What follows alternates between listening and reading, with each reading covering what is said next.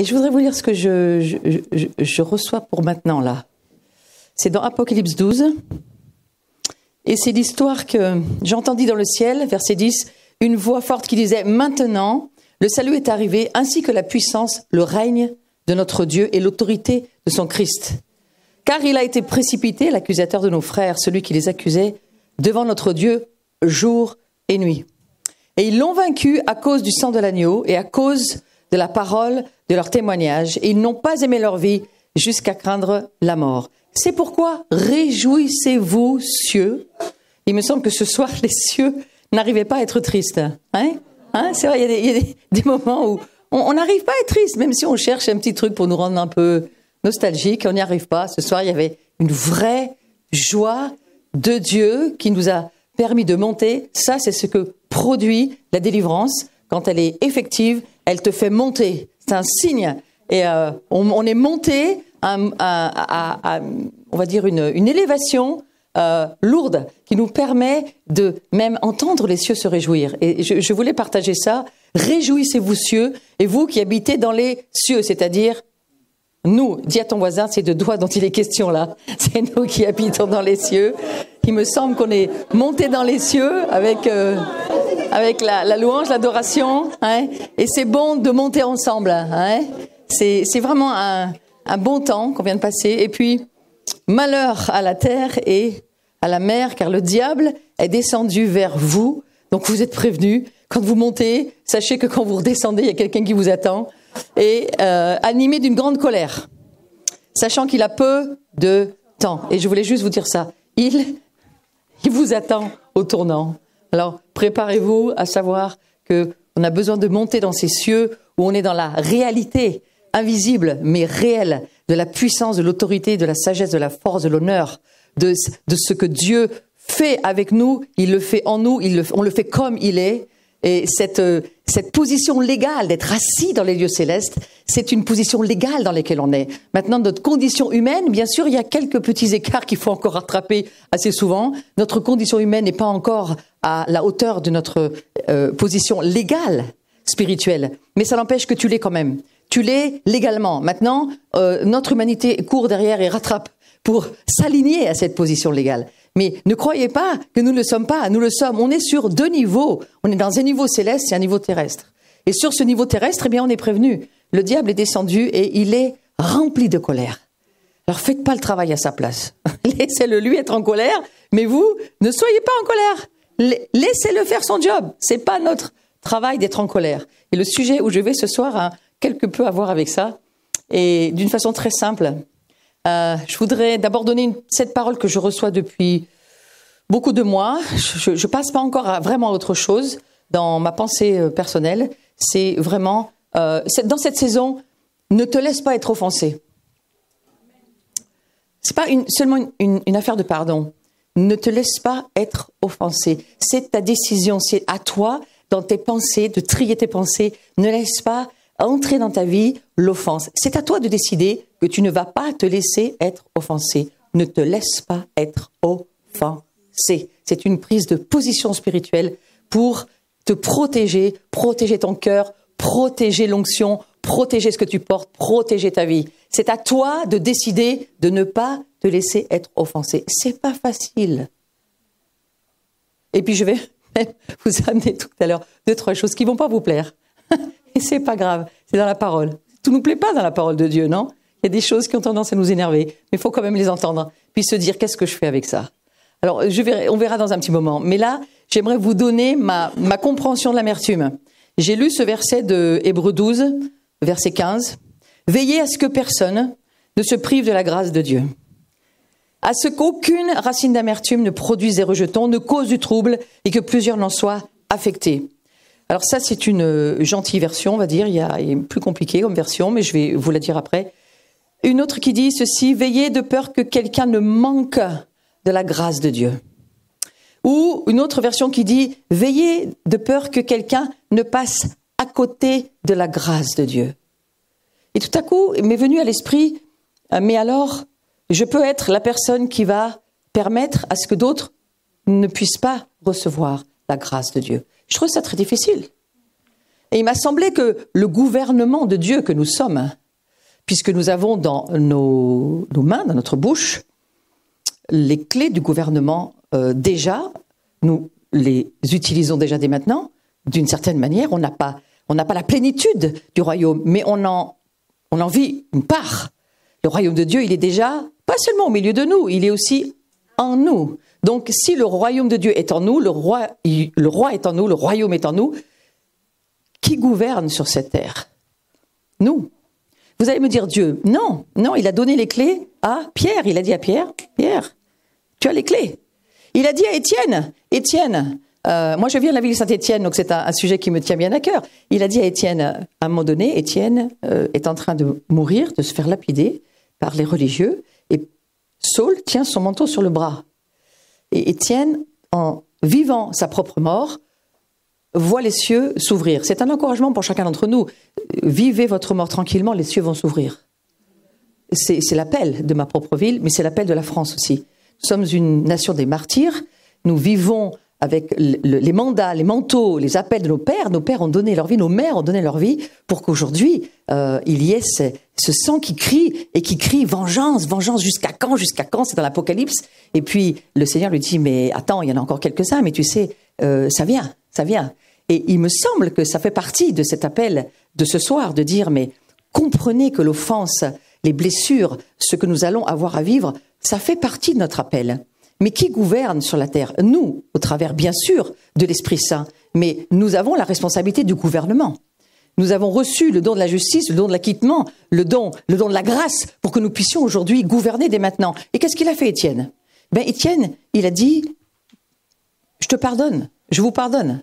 Je vous accorde le pardon. Et juste derrière, à qui tu pardonneras, il sera pardonné. À qui tu ne pardonneras pas, il ne sera pas pardonné. Selon ce que je comprends, c'est le gouvernement du royaume de Dieu. Si tu pardonnes, les gens sont pardonnés. Si tu ne pardonnes pas, ils ne sont pas pardonnés. Ça va plus loin que ce que tu connais déjà.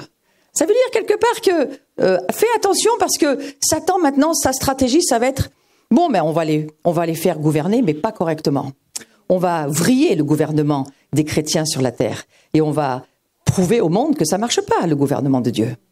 Donc, je vous mets au défi de faire que ça marche. Et si nous croyons Dieu, nous allons y arriver. Donc, au-delà du combat des pensées, de tout ce qu'on a parlé déjà dans toute la journée, ce soir, je voudrais vous encourager à confronter ce qui est en vous, qui a été provoqué par l'offense. Et que vous compreniez bien que vous êtes les rois du roi. Nous sommes les seigneurs du Seigneur.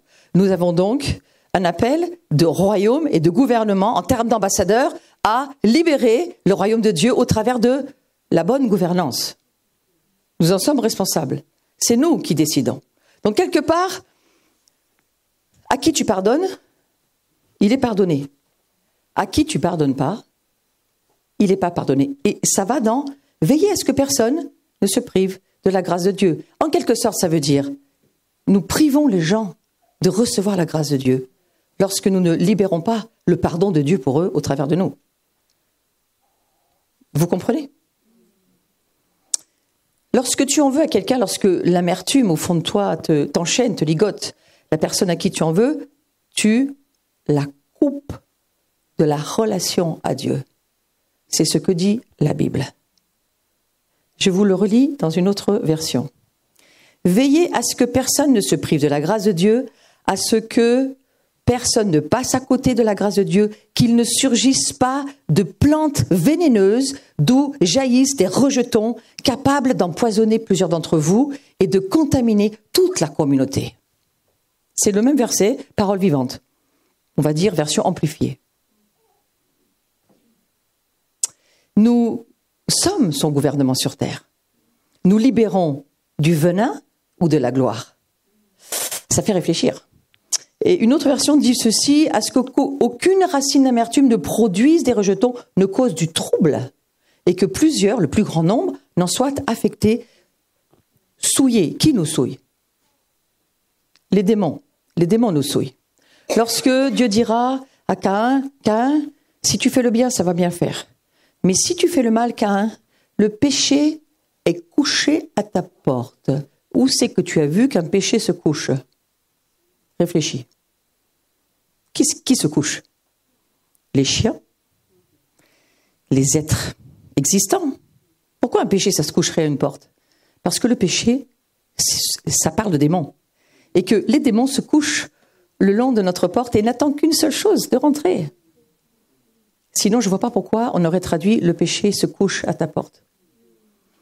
Donc, le diable descend avec une grande colère et il attend de rentrer dans notre vie. Et c'est ce à quoi il est appelé. Il est appelé à le faire parce qu'il peut le faire si nous le laissons faire. Donc, je crois que l'Église a besoin de comprendre, le peuple de Dieu, les croyants, ont besoin de comprendre l'importance de leur gouvernement déjà dans leur vie, mais aussi pour ceux qui les entourent. Parce que le poison contamine pas seulement ta vie, mais toute ta communauté. Donc ça va loin. Alors une racine d'amertume, je vais un petit peu vite parce que j'aurais vraiment qu'on ait du temps pour prier ce soir, mais j'aimerais développer l'histoire de la racine d'amertume. Je la définis, pas seulement moi, mais le dictionnaire, comme une angoisse de l'âme. Je ne pense pas qu'on aurait donné cette définition si on avait réfléchi. Mais l'amertume, c'est une angoisse de l'âme. Elle provoque la tristesse, la désespérance, la contrariété, le manque d'espoir. Vous voyez ce poison, comment il se développe? Et est-ce que vous êtes de ces personnes qui sont tout le temps contrariées, ou qui se contrarient très vite, ou qui s'irritent très vite, ou qui sont négatives? Alors depuis tout à l'heure, on sait qu'il faut qu'on change, mais enfin, on va quand même réfléchir à ce qu'on vient de vivre dans les jours derniers, et on se dit, comment est-ce que je suis, moi? Je suis irritable, contrariée, où ça va, ça coule, la rivière coule tranquillement autour de moi, et il n'y a pas de conflit. Hein, mais posez-vous la question, parce que cette amertume, elle nous surprend en fonction de nos états d'âme, et des situations qu'on ne peut pas changer. Et avant que je comprenne dans le discernement des esprits ce que c'était que l'amertume, c'est pas toujours facile à voir qu'on a de l'amertume. Et parfois, elle est tellement cachée qu'on ne le sait pas. Il nous faut l'onction pour la débusquer, on pourrait dire ça comme ça. Hein, l'amertume, c'est un ressentiment qui se transforme en venin.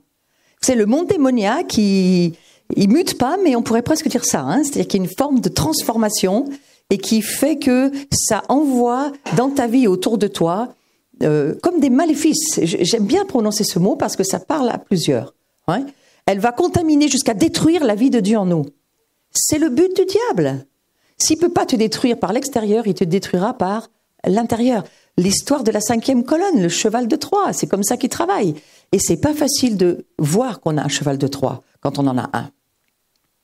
Elle ne va pas permettre aux autres personnes, on vient de le dire, de rencontrer le Seigneur, et elle détruit les valeurs de ta personnalité. Elle t'amène à être quelqu'un d'autre. Elle t'amène à être sous le contrôle d'autre chose que toi-même. Et c'est la seule contamination qui nous fait totalement oublier les bonnes œuvres que Dieu ou les autres ont faites pour nous. C'est totalement toxique. C'est totalement dangereux. C'est totalement destructeur. Et si nous n'arrêtons pas ce phénomène, il ne s'arrête pas de lui-même. C'est un peu comme la corruption, tu ne peux pas arrêter la corruption.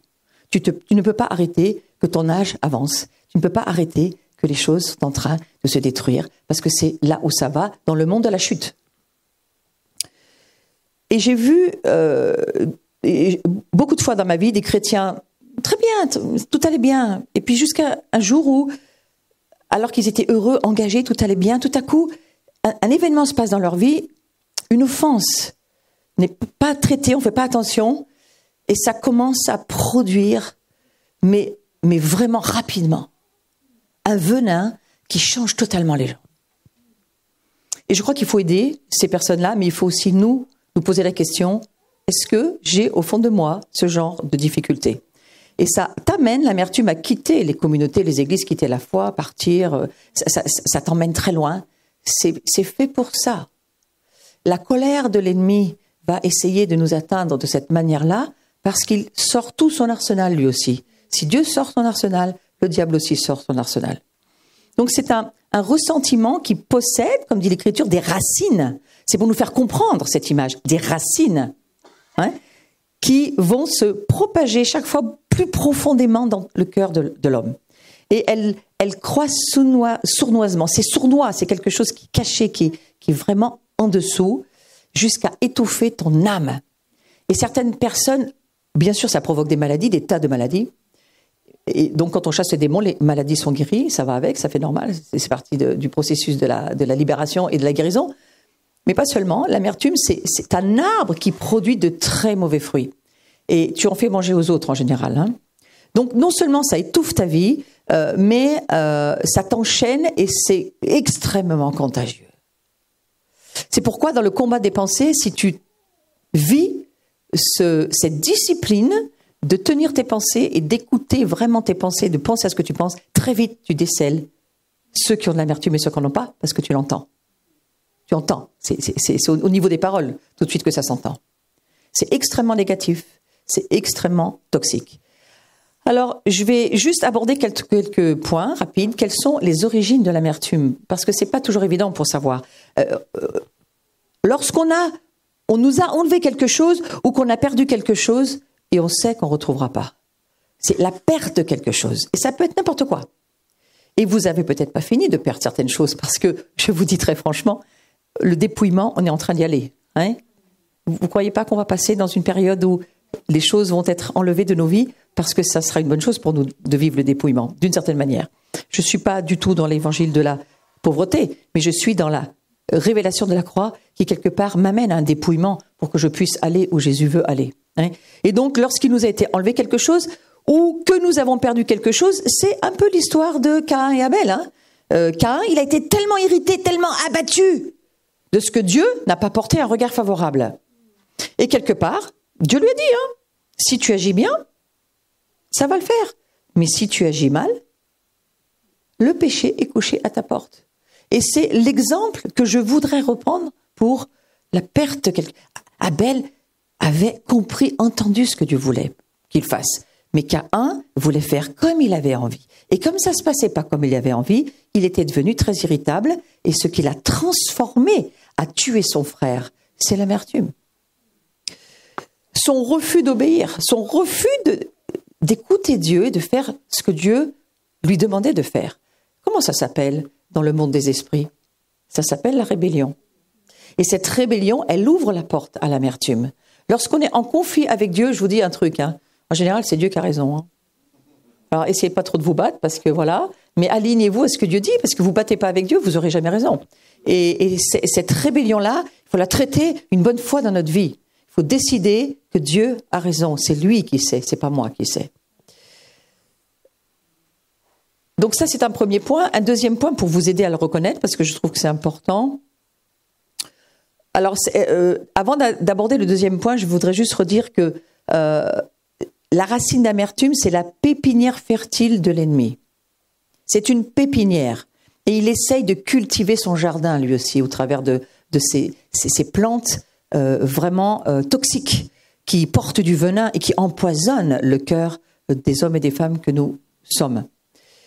Et cette amertume, elle pousse dans nos blessures relationnelles. Donc, vous imaginez que nous sommes vraiment dans un temps où Dieu nous dit la communion fraternelle, c'est la plénitude de Christ. Il faut rentrer dans l'unité, il faut nous rassembler, il faut devenir un érad, il faut rentrer dans la révélation de l'importance de la communion aujourd'hui. Pas seulement ceux qui nous ressemblent, mais tous ceux qui sont différents, mais qui ont vraiment le Christ. Moi, je travaille dans l'unité, hein, donc je ne travaille pas qu'avec des évangéliques ou des protestants, je travaille avec des catholiques, je travaille avec beaucoup d'autres.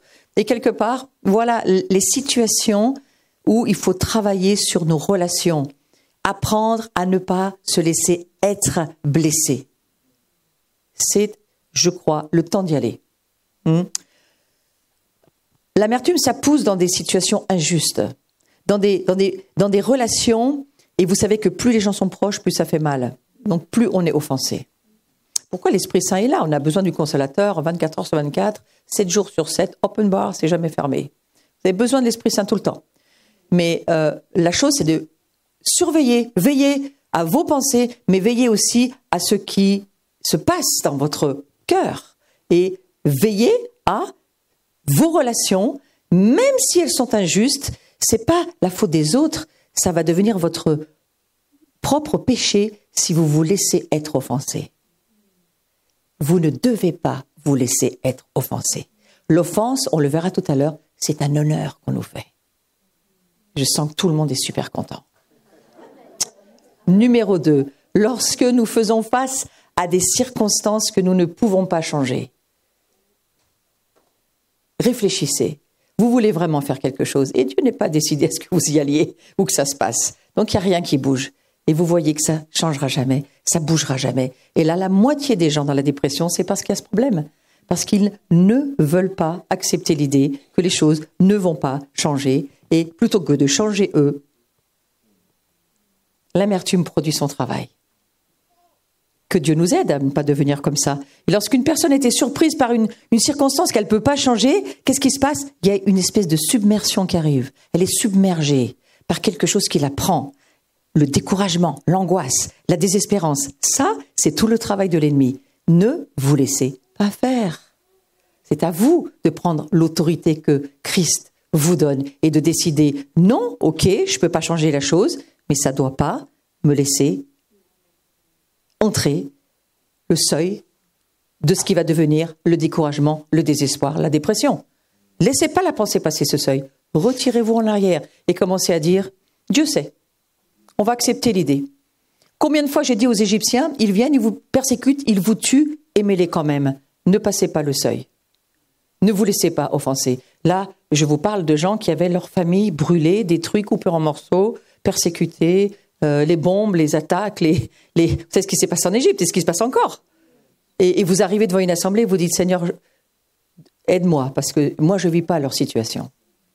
Mais il faut donner des clés pour plus se laisser avoir. Donc on pourrait commencer sur nos petites situations, comme ça quand on en aura des plus dures, on saura faire. Hein? Alors autant s'entraîner maintenant, c'est plus facile. D'accord ? Lorsque une personne dit, combien de fois ça nous tenterait de dire sur certaines situations, oh mais moi j'abandonne, j'en peux plus, j'ai plus d'espoir, plus de changement, je laisse tomber, je baisse les bras. Vous y êtes là. Vous êtes en train de laisser entrer l'amertume. Vous êtes en train de passer le seuil. Ne vous permettez pas ces choses-là. Jésus n'a pas donné sa vie pour entendre ça. Hein? Non, ça c'est quelque chose qu'il faut s'interdire. Je n'abandonnerai jamais. Je suis une fille de la résistance, moi. Ma famille a toujours résisté à ne jamais perdre la foi, pas toujours de la bonne manière, mais voilà. Et mon père est le petit frère de Claude, qui était le bras droit de Jean Moulin. Donc je suis une famille de résistants. Jean Moulin, c'est ceux qui ont résisté et qui, sur Lyon, ont vraiment combattu pour une France libre. Moi, maintenant, je le fais dans le monde spirituel, mais mes pères l'ont fait dans le monde naturel. Vous pensez bien que je ne vais pas abandonner. J'ai une idée du prix qu'ils ont payé pour qu'on ne devienne pas tous des nazis. Réfléchissez à votre histoire. Ça va vous donner du courage. Hein? On n'est pas le début de l'histoire, on n'est pas la fin. Mais on a du monde avant et du monde après. Et c'est quand même à nous d'être responsables de ce qu'on décide. Donc, n'abandonnez pas, s'il vous plaît, ne laissez pas cette amertume. Et si vous avez vécu des situations comme ça ce soir, il faut y mettre un terme. Mettez-y un terme. Ne laissez pas cacher ces choses avec des mouchoirs. Il faut libérer votre vie. Il faut laisser sortir cette amertume qui bloquera les affaires dans quelque temps, si elles ne le font pas déjà. Et certains découragements, c'est parce qu'il y a de l'amertume au fond. Mais vous ne le voyez pas, vous en êtes pas conscient. Mais si Dieu, lui, vous en parle ce soir, c'est parce que lui, il veut vous aider. C'est une voie royale pour l'amertume, le découragement et la rébellion. C'est l'arme fatale du diable, je crois que c'est le découragement. Or, on est dans une saison, pour la plupart d'entre nous, on pourrait être découragé. Il faut décider qu'on ne le sera pas. C'est tout dans la tête d'abord, entre les deux oreilles. Tu choisis de croire quoi? Que tu es découragé ou que tu n'es pas découragé. C'est un choix à la base. Après, ne te tâte pas trop pour savoir comment tu te sens, parce que là, comment tu te sens, ça va te tromper. C'est pas comment tu te sens qui intéresse Dieu, c'est ce que tu crois. Lorsqu'on a été soumis à un problème très difficile, et souvent j'aborde le problème de l'abus de cette manière-là. L'abus, c'est pas seulement physique, ça peut être moral. Il y a des abus de l'enfance qui n'ont pas été des abus physiques, mais qui ont été des abus de domination, où ça a amené des profondeurs d'amertume dans les enfants, où les enfants n'étaient pas écoutés, laissés, rejetés, et c'est au-delà du rejet. Hein. Et pensez à votre enfance, et je ne vous demande pas de faire de l'introspection, je vous demande juste de laisser la liberté à Dieu, si ce soir Il veut libérer vos vies, mais laissez-le faire. C'est un petit moment difficile à passer, ça dure pas très longtemps, ça change toute votre vie. Ça vaut la peine. Il faut gérer l'abus comme il faut absolument gérer le pardon. Je ne vais pas sur le pardon, je suis convaincue que la plupart d'entre nous, on sait qu'il faut pardonner. Mais entre le pardon et l'amertume, il y a un écart dont il faut s'occuper. La troisième chose qui amène des racines d'amertume, lorsque quelqu'un blesse nos émotions. Les blessures du passé, bien sûr, c'est une des raisons pour laquelle il y a de l'amertume. Mais les blessures que nous recevons quotidiennement, aujourd'hui, ne les laissez pas sans rien faire. C'est votre travail. Au niveau du combat des pensées, ça fait partie aussi du combat des pensées. Nous, qui nous occupons des autres, alors j'ai envie de te dire, toi qui es le gardien de ton frère, occupe-toi de ton frère. Parce que c'est pas les pasteurs seulement qui doivent faire ça, c'est chacun, il doit veiller sur son frère. Sois le gardien de ton frère, sois le gardien de ta femme, de ton mari, de tes enfants, et veille sur eux et aide-les. Parce que ces blessures quotidiennes, elles ouvrent des portes à l'amertume. Et croyez-moi, c'est quelque chose qui vient vite. Et l'offense amène un manque de pardon, bien sûr, parce que ça vient d'un ressentiment, et cette racine d'amertume amène une haine qui cautérise la conscience. Et au bout d'un moment, tu arriveras à tuer quelqu'un tellement t'en peux plus. C'est ce qui se produit beaucoup de fois d'ailleurs. Je ne parle pas du peuple de Dieu, mais je parle de ce qui se passe autour de nous. Donc souvenons-nous que toute absence de pardon, comme par une offense, cette offense, c'est quoi au fond? L'offense, c'est la semence de l'ennemi. L'offense, c'est une semence démoniaque. Et si tu comprends ça, tu vas faire attention à l'offense au jour d'aujourd'hui. Moi, je vis des offenses continuelles parce que le monde n'accepte pas que nous chassions des démons. Le monde n'accepte pas que nous parlions de la croix. Le monde n'accepte pas que nous parlions de la victoire de Christ. Le monde n'accepte pas Dieu. Donc, on l'offense sans arrêt, le monde. Eh bien, c'est normal qu'il soit offensé, puisque la sagesse de Dieu pour le monde, c'est de la folie. Alors, commencez à accepter que vous allez passer votre vie à être offensé. C'est-à-dire, si vous êtes marié, vous avez déjà fait une belle pratique, non?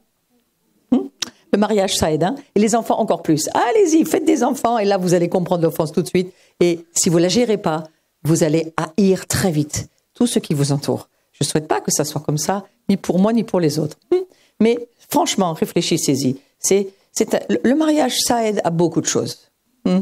Alors, souvenons-nous que ce rejet, c'est le problème humain majeur, mais la porte d'entrée, c'est l'offense. Bien souvent, pourquoi on a des esprits de rejet? Parce qu'on a été offensé, petit comme grand. L'offense est là et on ne fait rien par rapport à ça. On marche avec, on la piétine, on fait comme si elle n'était pas là. Mais moi, je vous dis, c'est pas ce que nous dit la Bible. La Bible nous dit qu'il faut absolument s'en occuper. Donc, gérez les offenses que vous recevez chaque jour et faites de ce combat des pensées un style de vie. Vous allez vivre des offenses difficiles, de plus en plus difficiles parfois même. Plus vous avez de visibilité, plus on va vous frapper dessus, parce que ça fait partie aussi de la guerre spirituelle. Et il faut, à la croix, face à Jésus, vraiment s'occuper de ça. Qu'est-ce que je fais de cette offense? Demander de l'aide si c'est trop pour nous, mais ne pas rester comme si on n'avait rien eu. Parce que là, vous allez infecter les autres et toute une communauté avec. Alors, je vais parler du scandalon. Parce que le scandalon, c'est ce que j'ai compris il y a quelques années. Et pour expliquer l'amertume, ça m'a beaucoup aidé moi-même. Vous savez, quand on faisait des pièges dans le passé, ou même encore maintenant, je ne sais pas, ça se fait peut-être encore en Afrique, je ne sais pas. On creusait des fosses et on plantait des lances. Et on recouvrait de feuillage. Et puis, quand une tribu attaquait une tribu, on disait rien. Et les premiers, ils tombaient dans la fosse et ils s'empalaient sur les pics. Et ça s'appelle un scandalon. Donc, ça nous explique le piège. Ça veut dire scandalon. Et l'offense, c'est ça. L'offense, c'est un scandalon. Malheur à ceux qui provoquent du scandalon. Malheur à ceux qui vont offenser ou se laisser être offensés. C'est aussi la même chose, par ça. Une autre façon que j'ai eu de comprendre l'offense et l'amertume qui va avec après, c'est, vous savez, quand vous avez déjà été à des corridas, cette espèce de muleta là qu'on remue devant le taureau pour qu'il fonce dedans, eh bien c'est exactement ça. Une offense, c'est une muleta, mais derrière, rappelle-toi que derrière le rideau, il y a quoi? Il y a une épée pour te détruire. Alors fonce pas dans la muleta, parce que voilà, ce qui va t'attendre, c'est pas très drôle derrière. Hein. C'est une façon de comprendre. On appelle aussi le scandalon l'appât quand tu pêches.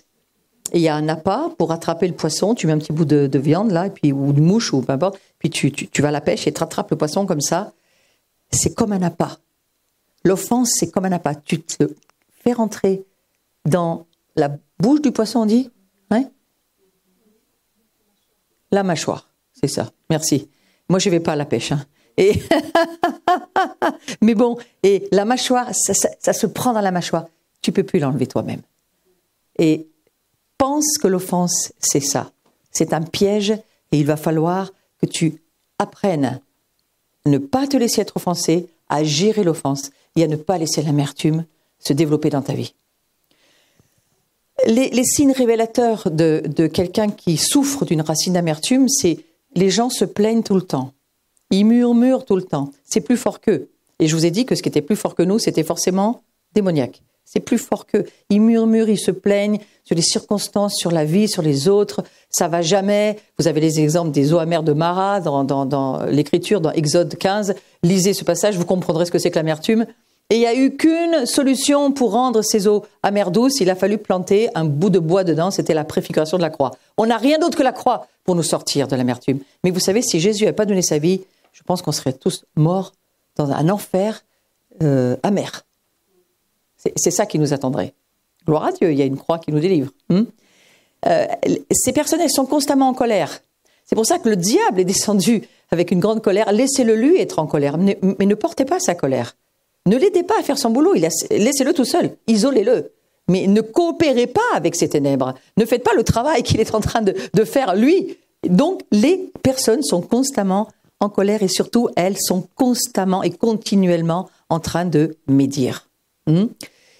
N'attristez pas le Saint-Esprit, Éphésiens 4, 30, par lequel vous avez été scellés pour le jour de la rédemption. Que toute amertume, que toute animosité, que toute colère, que toute clameur, que toute calomnie, que toute méchanceté soit enlevée du milieu de vous. C'est un ordre pour qu'on reste en vie. Il n'y a pas d'autre choix. Il faut sortir ce monde démoniaque. La stratégie de l'ennemi, c'est de nous détruire. Est-ce qu'on va le laisser faire? Non. Dites non. Non. Ah, ça va, c'est bien, personne ne dort. Amen.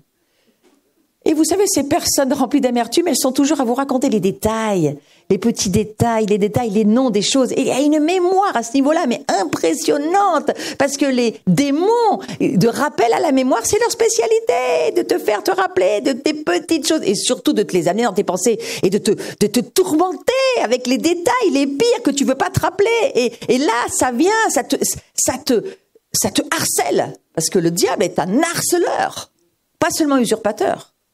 Et ces racines, elles se transforment en une analyse de tout parce que l'esprit qui est derrière, démoniaque, il rappelle tout à ta mémoire pour que tu n'oublies jamais. Est-ce que vous savez qu'on a une autorité pour les virer, ceux-là? De chez nous d'abord et de chez les autres après, s'ils sont d'accord. Sinon, ils risqueraient bien, eux, d'être virés en termes de personnes. Il vaut mieux virer les esprits que les gens. Mais c'est insupportable, ces gens qui portent ces poisons qui sont autour de nous. Et prenons-la d'abord pour nous, occupons-nous chacun de nous-mêmes et pas des autres là aujourd'hui. Donc c'est un mauvais esprit, on le chassera bien sûr, mais vraiment, ce que j'ai compris de ces esprits, il y a une incroyable précision. Et la personne aussi qui souffre, c'est une vraie souffrance, hein, l'amertume. Elle s'isole, elle reste seule, elle ne voit personne, finalement, elle vit avec sa blessure et elle n'a pas tellement envie qu'on vienne s'en occuper jusqu'à ce qu'elle distribue sa blessure aux autres. Elle peut nous entraîner, bien sûr, et nous éloigner du Seigneur. Et ça, c'est une conséquence extrêmement lourde. Et c'est pourquoi il y a beaucoup de gens qui quittent la présence de Dieu, et même les assemblées, parce qu'elles sont perclues de ces racines-là d'amertume. Et cette amertume, elle a la capacité de nous faire perdre la foi. Qu'est-ce que Dieu vient chercher à la fin des temps? Donc, c'est quoi la stratégie du diable pour aujourd'hui? distribue, vas-y, libère, laisse aller, laisse pousser, laisse mes semences, moi j'arrose. Et vous savez, les démons d'amertume, ils savent chanter, hein, j'arrose et tout ça. Et ça pousse dans les églises. Parce que, à la fin du compte, il n'y a plus la foi. Et ce que Jésus vient chercher, c'est la foi. Est-ce que je vais trouver encore de la foi? La foi, pourquoi? Je me suis posé la question. Pour avoir encore la puissance de pardonner. Parce que ça va dans le contexte. La foi pour pardonner. À un moment donné, on n'a plus la foi de pardonner. Et ça, attention. Voilà. Donc, c'est vraiment des causes importantes. Ça fait aussi de nombreuses maladies physiques, arthrite, ulcère, cancer, insomnie, migraine, douleur de dos. Que Dieu nous donne du discernement, c'est pas la peine de prier pour ces guérisons si c'est un esprit d'amertume ou des racines d'amertume installées dans la vie des personnes ou peut-être de notre vie. Alors il vaudrait mieux s'occuper de la racine d'abord. Et il y a de grandes chances qu'en chassant ces démons et en traitant les racines d'amertume, la guérison vienne derrière, ou peut-être même en même temps. Mais parfois, il faut aller chercher ailleurs que dans le cancer. Il y a d'autres chemins à discerner. L'amertume nous enferme dans une prison. C'est ce que dira Acte 8, verset 23. « Car je vois que tu es en proie à l'amertume du fiel et au lien de l'injustice. » Vous voyez, en proie. On devient la proie et on est dans une prison, on ne peut pas sortir. Il faut absolument abandonner ce péché. L'amertume n'est pas un problème, l'amertume est un péché. On n'est pas délivré d'un problème, on est délivré d'un péché. J'ai lu certains articles qui disaient « Ah, mais on a plein de problèmes. » On n'a pas de problème, on a des problèmes on a du péché. C'est pas pareil. On ne se libère pas des problèmes. Vous comprenez la différence? N'appelez pas problème ce qui s'appelle péché, parce que ça va aider aussi pour y voir clair. Donc ne laissons pas... On ne peut pas dire que c'est écrit dans la Bible, le problème est couché à notre porte. C'est le péché qui est couché à notre porte. Donc quelque part, soyons conscients de cela. La croix, c'est une confrontation avec le péché. Si moi, j'en agace certains ce soir, je provoque des grincements de dents, c'est très bien, ça veut dire qu'il y a un vrai problème. La croix, elle nous confronte à la réalité de la sainteté de Dieu. Si on n'a pas de confrontation à la sainteté, je ne comprends pas à quoi sert la croix. La croix, elle est puissante pour nous transformer comme est le Seigneur, hein, et elle doit provoquer une confrontation intérieure. Et c'est pourquoi les assemblées où on ne prêche pas la croix, on ne veut plus prêcher la croix parce que les gens s'en vont. Ben voilà, c'est dit. Hein. Mais je crois qu'il faut prêcher la croix. Et la sorcellerie et la rébellion, ça commence par quoi? Par une racine d'amertume. Hein? Voilà. Pierre dit, à un moment donné, il utilise cette expression quand il reprend sévèrement Simon, le magicien. Il le reprend sévèrement. Et il lui dit, il n'y a rien pour toi, ni part ni lot dans cette affaire, car ton cœur n'est pas droit devant Dieu. Repens-toi donc de ta méchanceté. Et voilà, change toute ta façon de penser, Simon. Parce que tout ton fonctionnement de pensée, il est totalement corrompu et faux. C'est ça que Pierre lui dit. Et prie le Seigneur pour que la pensée de ton cœur te soit pardonnée. Notre cœur pense. Oui. Souvent, on n'arrive pas à donner, même de l'argent. Notre cœur pense. Ah non, j'en ai marre de donner, je donne plus. Oui. Ça vient aussi. C'est à réfléchir, ce genre de réflexion. Qu'est-ce qui pense ton cœur? Qu'est-ce qu'il y a derrière cette pensée? Car je vois que tu es dans un fiel amer et dans les liens de l'iniquité. C'est une autre traduction. L'iniquité t'enlace, elle te lie. Et le diable te tient au travers de ces liens. Il nous faut ce soir détacher les chaînes de la méchanceté qui pourrait être dans notre vie. Et vous savez, il n'y a pas d'accusation. Hein. Parfois, c'est enfant, on peut être en proie à une amertume telle parce qu'on a vécu parfois des vies tellement difficiles. Et il n'y a aucune accusation de la part de Dieu. C'est juste de dire, je veux aider ma famille. Je ne veux pas qu'elle reste dans cet état-là. Jésus a donné sa vie pour que notre vie change et qu'elle soit transformée. Pour que nous puissions aussi aider tous ceux qui ont besoin d'être aidés. Une autre porte, enfin une autre explication qui révèle vraiment qu'une personne souffre d'une racine d'amertume, un esprit blessé, c'est un terrain fertile. Hein? Si vous avez le sentiment d'être toujours blessé, frères et sœurs, cessez de penser de cette manière-là. Cessez de penser. Il faut changer vos pensées. Parce qu'il y a des blessures, c'est sûr, mais à un moment donné, on peut décider de ne pas être blessé. C'est une décision à prendre pour garder sa liberté. Mais l'esprit abattu, qui le relèvera? C'est une grande question de Proverbe 18, 14. Et Ésaïe, il explique comment les Israélites, ils ont chuté rapidement, ils se sont éloignés de Dieu au point de devenir déprimés. Et c'est une maladie, on a beaucoup autour de nous de gens déprimés, croyez pas? Et de la plante du pied jusqu'à la tête, c'est Ésaïe 1 qui dit ça. Rien n'est en bon état. Ce ne sont que blessures, contusions et plaies vives qui n'ont été ni pensées, ni bandées, ni adoucies par l'huile. Ésaïe, il est impressionné de voir l'état d'Israël. Il dit, mais dans quel état vous êtes? Et moi, parfois, c'est un peu l'effet que ça me fait aussi. Je me dis comme Ésaïe, mais Seigneur, mais comment c'est possible qu'il y ait autant de plaies ouvertes? On ne peut pas toucher les gens tellement ils sont en plaies. Certains, il ne faut pas donner de délivrance. Il faut attendre. Il faut attendre. Il faut demander au Seigneur, parfois. Parfois, le Seigneur me dit, non, tu ne touches pas, j'y vais pas, c'est trop douloureux. Vas-y pas, je reviendrai plus tard. Et dans ces cas-là, je ne prie pas. Ou je prie, mais à la manière que le Seigneur me le montre. Et la délivrance, il faut aussi être prudent. L'amertume, elle aveugle. Plus vous avez d'amertume, plus vous devenez myope. Vous voyez plus rien à la fin. Et des personnes me disent, mais je vois pas, j'ai pas de vision. Il traite un peu, va voir un peu dans ta vie aussi. Qu'est-ce qui fait que tu vois pas? Ouais. Laissez croître une racine d'amertume et ça devient quoi? La gangrène, comprenez?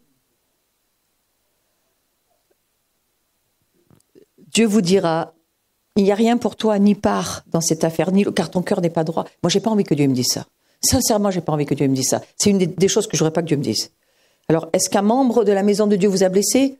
Est-ce que vous avez une racine d'amertume dans votre cœur, frères et sœurs? Occupez-vous-en, parce que vous pourriez entendre Dieu vous dire, mais tu as tellement d'amertume, mais j'ai rien à voir avec toi, je peux pas. Tu es rempli d'amertume. Il faut guérir. Et ce soir, je vous encourage, courez vers celui qui guérit. Courez-y.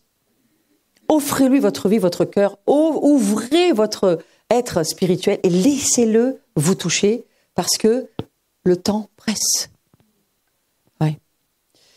Et je relis Éphésiens 4, 31, que toute amertume, ça veut dire qu'il y a beaucoup de sortes d'amertume, mais que toute amertume, toute animosité, toute votre colère, toute la clameur qui serait au fond de vous, tout ce qui se lève et qui supporte pas les choses, laissez Dieu s'en occuper.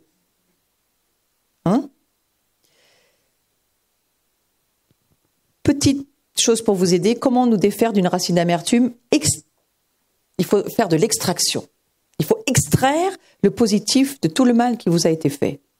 Cherchez le positif. Ça fait partie du courant des pensées. C'est pour ça que ça va avec. Pourquoi ma souffrance est-elle continuelle? Jérémie qui se plaint. Pourquoi ma plaie est-elle incurable? Ne veut-elle pas se guérir? Serais-tu vraiment pour moi une source de déception, comme une eau dont on n'est pas sûr? Vous imaginez ce que Jérémie a le culot de prier à Dieu. C'est pourquoi ainsi parle l'Éternel. Si tu reviens à moi, Dieu lui répond, le verset d'après, je te ferai revenir à ton poste devant moi. Si tu sépares ce qui est précieux de ce qui est vil, tu ne reviendras pas à ton poste jusqu'à ce que tu sépares ce qui est précieux de ce qui est vil. De ce qui est pur, de ce qui est impur, c'est une autre traduction. De ce qui est... Et tu seras comme ma bouche. C'est bien l'appel de notre nation, d'être la bouche de Dieu. N'empêche que, on ne sera pas à notre poste jusqu'à ce qu'on sépare le pur de l'impur. Donc c'est une belle invitation pour nous. Et Dieu dit à Jérémie, moi j'ai cherché à comprendre ce que Dieu disait à Jérémie. Et en fait, il dit à Jérémie, si tu pouvais voir tout le bon et le précieux que je vais extraire de ce mal, si tu pouvais voir qu'il y a vraiment même dans le mal, je vais faire que tout le mal se transforme en bien. Si tu pouvais voir comme je vois, je te sortirais de cette douleur. Mais la chose, c'est que Jérémie, tu as besoin que Dieu t'aide. Hein? Et c'est cela une des clés pour nous. Toute chose concourt au bien. Toute chose, ça veut dire les choses bien, mais aussi les choses mal. Toute chose, c'est toute chose. Tout est compris dans le package. Et nous devons comprendre que c'est une clé pour nous. Il va falloir mettre notre volonté en marche, frères et sœurs. Il va falloir que, voilà, pas laisser les choses se faire et pas laisser les choses en place. Il va falloir se mettre au travail et commencer à dire, Seigneur, oh, moi je veux vraiment que tu me remettes à mon poste. Et pour ça, je crois qu'il y a Dieu qui attend toute une partie de son peuple jusqu'à ce que nous ayons décidé de séparer, de laisser Dieu séparer le pur de l'impur, mais que nous ayons renouvelé notre pensée de façon à croire que même le mal ou les offenses que nous vivons se transformeront en bien. Ça s'appelle le renouvellement des pensées. Et c'est une grande espérance pour nous d'y croire. Donc je vous relis par Romains 12, mais soyez renouvelés dans votre intelligence, réorientez vos pensées.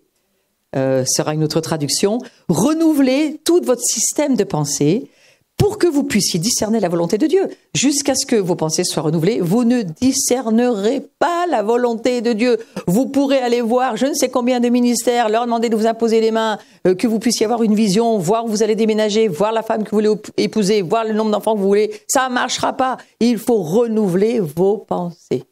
C'est notre travail. Donc, il faut extraire le positif de tout le mal qui a été fait. Je trouve que c'est une clé qu'il faut utiliser. Regardez le verre à moitié plein et pas le verre à moitié vide. Décidez de penser positif. Vous avez une personne devant vous, regardez tout ce qui va et ne regardez pas ce qui ne va pas. Et ça va changer beaucoup de votre vie. Ensuite, décidez de pardonner, de demander pardon à Dieu, ça c'est normal, mais aussi à la personne que tu reconnais avoir offensé. Le pardon, ça fait partie, vous le savez, je ne reste pas là-dessus. Et il faut, je crois, à un moment donné, effectivement, vraiment prendre du temps dans le calme et commencer à parler à Dieu. Montre-moi ces personnes. Mais ce soir, il peut aussi aider à ce niveau-là. L'amertume, j'ai pris cette définition, je la trouve intéressante, c'est un mauvais fruit qui produit par notre propre indisposition à pardonner aux autres leurs offenses. En fait, c'est un mauvais fruit parce qu'on n'est pas disposé. On est mal disposé. Donc ce soir, on va bien se disposer pour que ça puisse sortir de nos vies.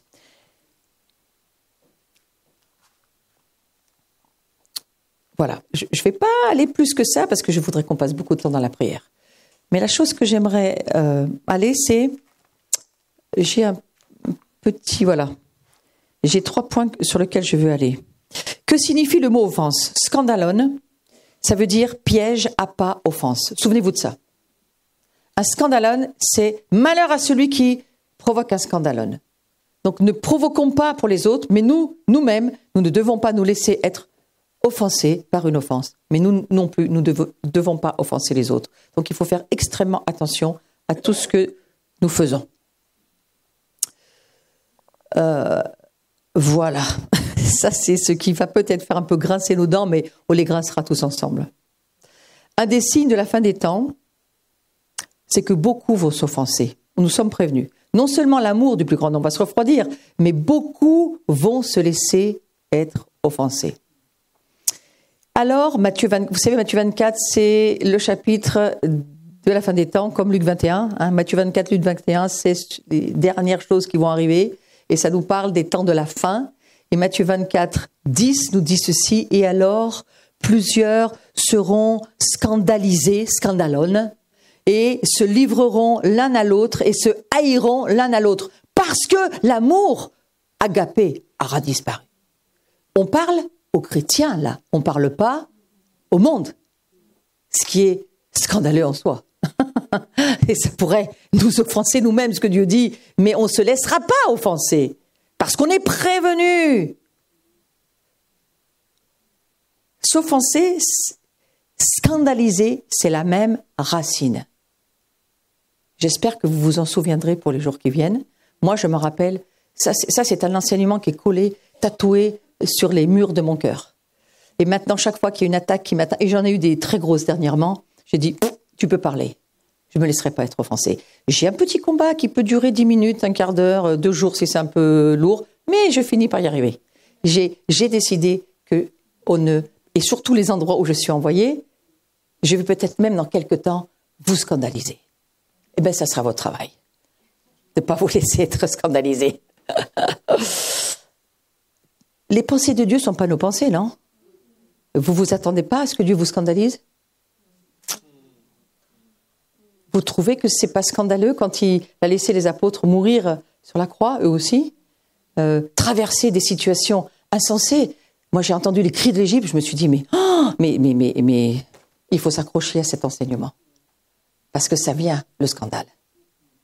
Et c'est pas que Dieu va rien faire, mais c'est que Dieu va nous laisser traverser ce qu'on a mérité, croyez pas? Bon, allez, on continue. Donc, 3 choses très importantes à savoir sur les offenses, et je prierai juste derrière. Mais je voulais vous parler de ça. Il y a toujours dans notre vie des occasions d'être offensé. Je vous lis le verset de Luc 17. Jésus dit à ses disciples, il ne dit pas ça à des membres d'église. C'est une petite différence. Il dit ça à ses disciples. Il est inévitable qu'il y ait pour les hommes des occasions de péché. Dites amen. Ça nous encourage. C'est Jésus qui parle. Il est inévitable. On va pécher. Hein. Mais malheur à celui qui provoque la chute, le scandalon de quelqu'un. Mieux vaudrait pour lui d'être précipité dans le lac avec une pierre de meule attachée au cou que de provoquer la chute de ses petits. Vous dites, c'est sérieux là? Non mais on n'est pas en train de jouer là. Mais qu'est-ce qu'il dit? Qu'est-ce qu'il dit, Jésus? Qu'est-ce qu'il tourne, attacher quelqu'un, le foutre dans l'eau, le noyer? Mais parce que c'est grave. Le scandalon, c'est grave. Il faut s'en occuper dans les jours qui sont devant nous. Alors, ne passez pas votre vie à prier pour que vous n'en ayez plus des offenses. Il y en aura. Juste, attendez-vous à les vivre. Préparez-vous parce que ça vient. Et si vous n'en avez pas eu 1 ou 2 depuis hier, ça va venir demain. Je ne prophétise pas, c'est la réalité. Hein. Donc voilà. Et il y en aura toujours. Et les offenses font partie de notre vie quotidienne. À tout moment, quelqu'un peut tout à coup, bam, tout allait bien et boum, tu t'en prends une dans la tête. La question c'est, allons-nous continuer à vivre avec ces offenses ou avec ces blessures? C'est la vraie question. Est-ce qu'on va continuer à vivre avec ou pas? Combat des pensées.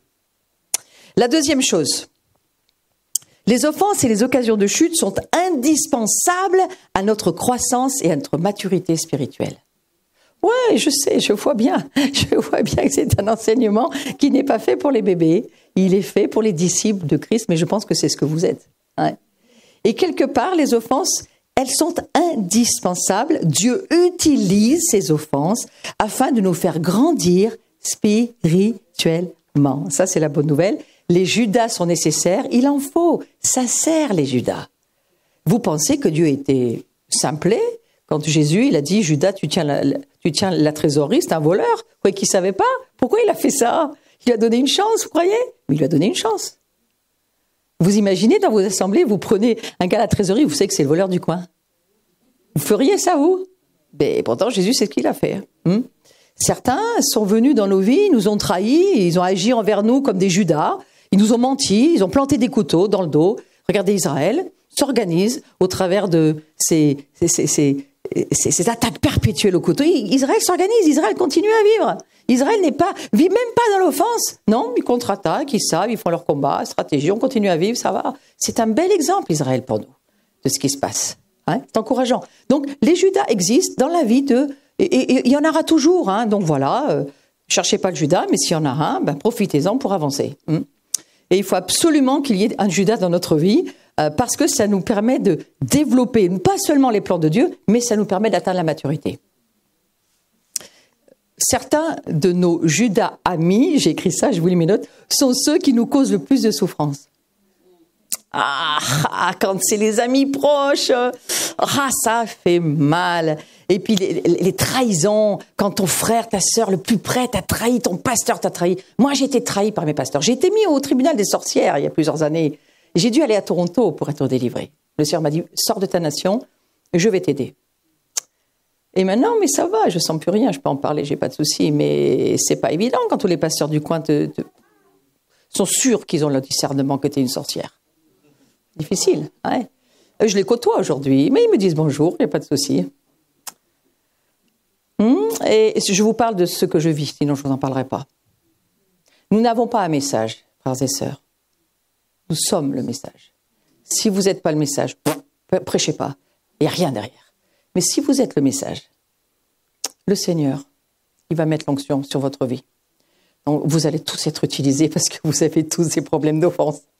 Et ça va être l'onction sur notre vie, nous, la vieille terre de France. Alors, voilà. Je crois que l'ennemi envoie les Judas et Dieu les utilise parce que c'est mon moyen de grandir.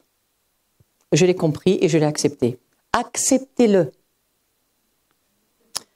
Changez votre façon de voir les choses et voyez comme Dieu voudrait que vous voyiez les choses pour que vous puissiez les utiliser comme des instruments pour accomplir une œuvre.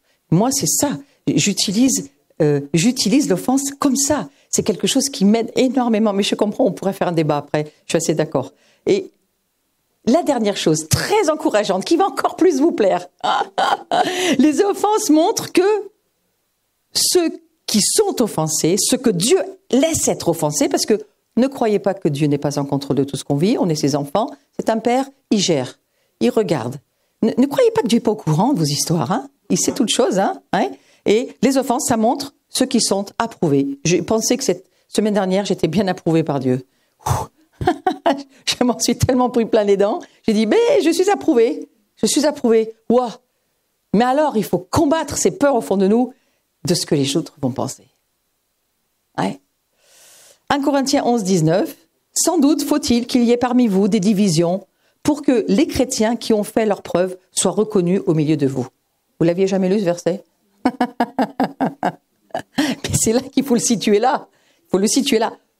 Il y ait parmi nous des divisions. Alors, sans doute faut-il, ça fait partie, pour que les chrétiens, c'est pas marqué le monde.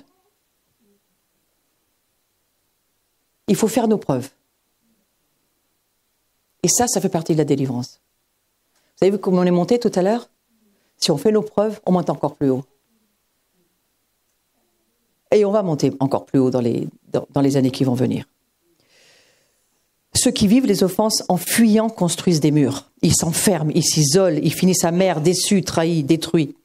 Ceux qui pardonnent et qui comprennent qu'il faut faire ce travail du combat des pensées, de ne pas se laisser être offensé et de vraiment travailler dans votre identité aussi à grandir, alors cela, Dieu peut vous dire ce soir, alors vous êtes reconnus. C'est formidable. C'est comme Dieu vous dit, vous êtes reconnus. Parce que vous allez accepter de le vivre et vous serez reconnus par moi, je suis votre Père. Et vous allez faire comme mon fils, Jésus, il a pardonné. Et c'est la plus grande marque d'amour. C'est ça.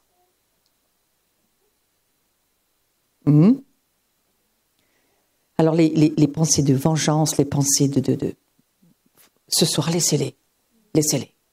Laissez aller, comprenez que vous allez faire partie de ceux qui auront fait leurs preuves et qui seront reconnus. Lui, dans le millénium, je l'engage. Il est capable de ne pas se laisser être offensé. Moi, je veux régner dans le millénium. Mais je suis très, très intéressée à pas finir moussaillon sur le pont, à faire le ménage. Je veux régner avec Christ. Et pour ça, c'est maintenant que tu payes tes prix. Après, c'est trop tard. Donc, comprenez, Dieu cherche un peuple pour régner avec lui. Mais il y a des conditions. Et ça en fait partie, mais je trouve que c'est très intéressant. Laissez Dieu nous venger. On n'a pas à se justifier. C'est Dieu qui nous justifie. On n'a pas à se justifier. Donc voilà, je voulais finir là-dessus. Et si vous vous mettez en colère, ça pourrait arriver. Bien sûr, ça va arriver. Ça va arriver. Ne vous couchez pas avec, c'est tout. Acceptez d'être en colère 24 heures. Mais le Shabbat arrive, dégagez la colère. C'est discipline des pensées. Vous avez droit à une journée, mais pas plus. Hein? Ne vous couchez pas jusqu'à ce que vous ayez réglé votre problème. Allez marcher, bouger, travailler. Vous couchez pas dessus, vous ouvrez la porte au diable. Et ça recommence, et c'est reparti.